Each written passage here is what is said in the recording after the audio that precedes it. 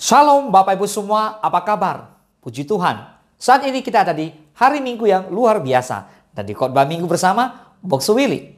Dan tema khotbah Minggu kali ini adalah janji Tuhan, iya dan amin. Amin. Oke, ayo kita mulai. Kita buka Alkitab kita bersama-sama, kita baca 2 Korintus 1 ke 20. Sebab Kristus adalah ya bagi semua janji Allah. Itulah sebabnya oleh Dia kita mengatakan amin untuk memuliakan Allah. Saudara, sangat mudah untuk berjanji, tetapi sulit untuk menepatinya. Bahkan sejumlah orang mungkin pernah mengalami janji palsu yang dibuat seseorang, sehingga menimbulkan perasaan sedih, kecewa, marah, bahkan ada yang bunuh diri. Janji palsu dapat diartikan sebagai sebuah janji yang dibuat seseorang, namun sebenarnya dia tak bersungguh-sungguh menepatinya. Ini bisa terjadi dalam berbagai hal, baik persoalan asmara, pertemanan, ataupun pekerjaan. Misalnya saja, ada seseorang yang telah menggumbar janji palsu untuk tetap setia pada satu pasangan, namun kenyataannya justru berbanding terbalik. Nah, karena sering dikecewakan dengan janji-janji palsu, terkadang kita juga menjadi sulit mempercayai janji-janji Tuhan. Kita sering lupa bahwa Tuhan jauh berbeda dengan manusia. Dia adalah pribadi yang sempurna, demikian juga dengan setiap perkataannya adalah benar, dan setiap firman-Nya keluar dari mulutnya pasti digenapi. Amin. Yesaya 55 ke 11 dikatakan, demikianlah firmanku yang keluar dari mulutku. Ia tidak akan kembali kepadaku dengan sia-sia, tetapi ia akan melaksanakan apa yang ku kehendaki dan akan berhasil dalam apa yang kusuruhkan kepadanya. Wow, katakan amin. Dan di Yesaya 55 ke 10, firman Allah berkata seperti ini, sebab seperti hujan dan salju turun dari langit dan tidak kembali ke situ, melainkan mengairi bumi, membuatnya subur dan menumbuhkan tumbuh-tumbuhan, memberikan benih kepada penabur dan roti kepada orang yang mau makan. Wow, katakan amin. Ayat 10 mengatakan bahwa bagaikan hujan dan salju yang turun dari langit akan mengalir dan memberikan kehidupan, yaitu menumbuhkan benih untuk bertumbuh dan akan menghasilkan roti untuk dimakan. Luar biasa. Maka demikian juga dengan firman Tuhan yang keluar dari mulut Tuhan pasti akan mengalirkan dan memberikan kehidupan kepada setiap orang percaya yang menerimanya. Maka tidak ada alasan untuk meragukan kasih setia yang Tuhan firmankan. Sebab apa yang Tuhan firmankan pasti akan nyata terlaksana. Kejadian 1:3 firman Allah berkata seperti ini. Berfirmanlah Allah, jadilah terang. Lalu terang itu jadi. Luar biasa, Tuhan berfirman. Tuhan hanya firman, Tuhan hanya sampaikan. Tuhan hanya keluarkan kata-kata. Kira-kira seperti itu. Jadilah terang. Langsung terang itu jadi. Luar biasa bukan? So firman Tuhan bukanlah sekedar kata-kata sebenarnya, tetapi memiliki kuasa yang berdaya cipta dan menghidupkan. Oleh firman Tuhanlah, maka segala sesuatu ada. Mazmur 33 ke 6. Oleh firman Tuhan langit telah dijadikan, oleh nafas dari mulutnya segala tentaranya. Begitu dahsyat firman Tuhan, saudara. Bahkan dikatakan firman itu telah menjadi manusia, diam bersama dengan kita, yaitu Kristus Yesus Tuhan kita. Yohanes 1 ke 14. Firman itu telah menjadi manusia dan diam di antara kita. Dan kita telah melihat kemuliaannya, yaitu kemuliaan yang diberikan kepadanya sebagai anak tunggal Bapa, penuh kasih karunia dan kebenaran. Nah, gambaran ini juga memperingatkan kita dengan apa yang tertulis dalam Mazmur 1, bahwa orang yang hidup dalam Taurat atau orang yang hidup dalam firman Tuhan akan seperti pohon yang ditanam di tepi aliran air. Dan yang akan menghasilkan buahnya pada musimnya. Dan apa saja yang diperbuatnya berhasil. Amin. Bahkan Tuhan Yesus sendiri pun mengatakan bahwa selama langit dan bumi belum lenyap, maka tidak ada satu iota pun yang tidak akan terjadi. Ada di Matius 5 ke 18. Maka dari sini kita belajar untuk semakin teguh berpegang pada firman Tuhan. Mempercayai hidup kita kepada kasih setia Tuhan.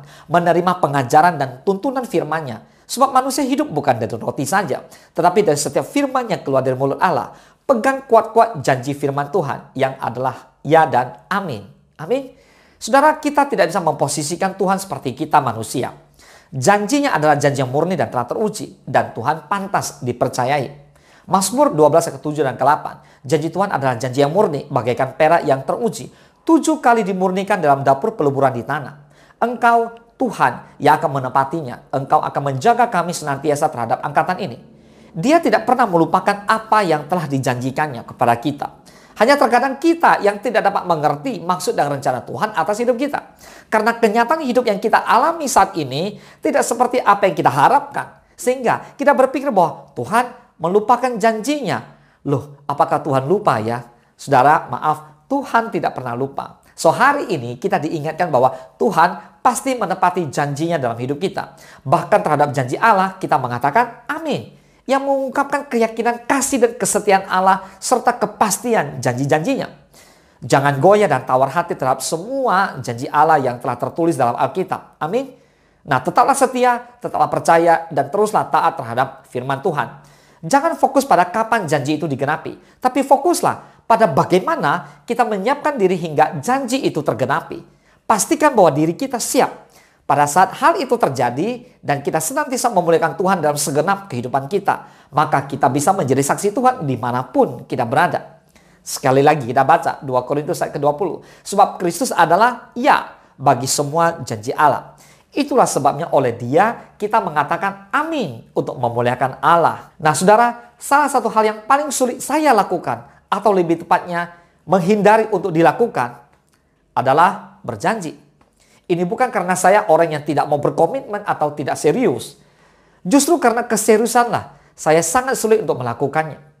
Saat lidah kita berucap saya berjanji, maka otomatis saya pun akan berusaha keras dan berkomitmen untuk menepatinya. Dalam sejumlah kesempatan saya gagal untuk memenuhi apa yang sudah saya janjikan. Sederhana, seperti janji ketemu jam 10 pagi. Karena macet di jalan, ada urusan di kantor, dan segala macam pekerjaan. Akhirnya bisa saja terlambat. Dan pada akhirnya kita tidak menepati waktu yang sudah kita janjikan. So, bersyukurlah bahwa Tuhan yang kita sembah bukanlah Tuhan yang seperti saya, manusia. Dia tidak pernah kesulitan atau gagal untuk menepati janji yang pernah diucapkannya. Saat Ia berkata, datanglah kepadaku yang letih, lesu, dan berbeban berat. Aku akan memberikan kelegaan kepadamu. Itu artinya Tuhan sedang melakukan sesuatu yang luar biasa. Ketika Anda datang dalam keadaan tidak berdaya atau membutuhkan semangat daripada Tuhan, maka saudara pasti memperoleh kelegaan daripadanya. Saudara pasti mendapatkan pertolongan Tuhan yang tepat pada waktunya. Amin. 2 Korintus 1 ayat ke-19. Karena Yesus Kristus anak Allah yang telah kami beritakan di tengah-tengah kamu, yaitu olehku dan oleh Silwanus dan Timotius, bukanlah ya dan tidak. Tetapi sebaliknya, di dalam Dia hanya ada ya. Rasul Paulus dalam suratnya kepada jemaat di Korintus bahkan telah menegaskan hal ini. Di dalam Tuhan Yesus hanya ada ya. Kristus adalah ya bagi semua janji Allah. Dengan kata lain, Tuhan Yesus pasti menepati semua yang telah diucapkannya. Dengarkan baik-baik. Apakah saudara sudah menerima janji dari Tuhan bagi kehidupan saudara? Jika iya, apakah ada keraguan tentang semua yang telah dijanjikannya kepada saudara? Apakah saudara yakin semua itu akan terjadi ke dalam kehidupan saudara? Mari kuatkan dan teguhkan hatimu. Jangan menyerah jika sesuatu yang kamu mohon kepada Sang Pencipta belum juga ada jawabannya hingga detik ini. Jangan galau, jangan panik jika doa-doa yang selalu kamu naikkan, kamu dengungkan setiap waktu belum juga dijawab oleh Tuhan. Bersabarlah. Tuhan sedang merangkai waktu yang tepat untuk mengabulkannya. Janganlah sesekalipun bimbang karena apa yang sudah dinyatakannya itu pasti digenapinya di dalam kehidupan saudara. Janji Tuhan adalah ya dan amin. Nah saudara, sekarang kita lihat. Janji Tuhan adalah kepastian yang tidak akan pernah berubah sampai kapanpun. Mari yang percaya bersama-sama dengan saya, kita katakan amin. Mari kita bersatu dalam doa. Bapa di dalam surga, terima kasih Tuhan Yesus. Kami bersyukur kami punya Tuhan Allah yang hebat, yang adalah ya dan amin. Apa yang Engkau firman itu pasti terjadi. Kami percaya kepada janji Tuhan yang tertulis di dalam Alkitab. Bapa, kami percaya sepenuhnya kepada Allah yang hidup, Yesus Kristus Tuhan dan Juru Selamat kami. Oleh karena itu Tuhan, kuatkan dan teguhkan hati kami yang ada di rumah-rumah, buat bapak, ibu, buat anak-anak muda, buat anak-anak sekolah minggu, dimanapun mereka berada saat ini, buat mereka yang mengikuti khotbah minggu online ini. Tuhan, biar Engkau memberkati dan menyertai mereka, sehingga mereka semakin kuat menghadapi apapun yang boleh terjadi dalam kehidupan mereka hari-hari ini. Apapun pergumulan mereka, doa mereka, kami percaya Tuhan Yesus, Engkau menjawab tepat pada waktumu. Terima kasih Tuhan, kami bersyukur kami punya Allah yang hebat. Terima kasih Tuhan Yesus, Engkau pertolongan kami, Engkau sumber kehidupan kami. Terpujilah nama Tuhan hanya di dalam satu nama yang kami doakan, dalam nama Tuhan Yesus Kristus. Kami berdoa dan kami bersyukur. Haleluya. Mari sama-sama kita katakan amin. Selamat hari Minggu. Tuhan Yesus memberkati.